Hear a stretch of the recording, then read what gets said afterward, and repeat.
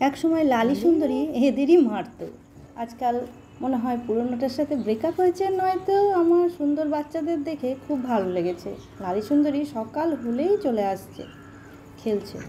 এটা আমার পক্ষে খুব ভালো খবর, আর ভালোও লাগছে। মারামারিটা তো হচ্ছে না। লালিকেও ছোটোবেলা থেকে অনেক আদরে বড় করেছি।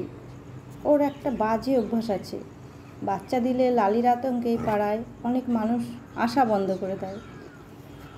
অচেনা মানুষ হলে তো কোনো কথাই নেই। খুব খারাপ লাগে। ওর বাচ্চারা যখন বড় হয়, হাই রোডে ও নিয়ে যায়। ছোটো থেকে বড় করি, আর বড় হলে বাচ্চারা ট্রাকে চাপা পড়ে, এটা আমাদের কাছে সত্যি খুব খারাপ লাগে, কষ্টের। কিন্তু কি করার আছে, ও নিয়ে যায়। একবার লালির বাচ্চারা গর্তে পড়ে যায়, ভয়ে কেউ ওদের উদ্ধার করে না। আমি ওদের উদ্ধার করি। গর্তে পড়ে যাওয়াতে আমি অনেককে সকাল থেকে বলি, কিন্তু কেউ হাত দিতে চায় না। লালি খুব কামড়ায়। তো ওদের আমার পুরনো ভিডিওতে ওটা দেওয়া আছে। লালি এমনিতে ভালো, ওর বাচ্চারা অনেক চাপা টাপা খেয়ে মারা যায়, সেই জন্য হয়তো ওরকম। কিন্তু এমনিতে ভালো, খুব পাহারা দেয় আর খুব ভালো।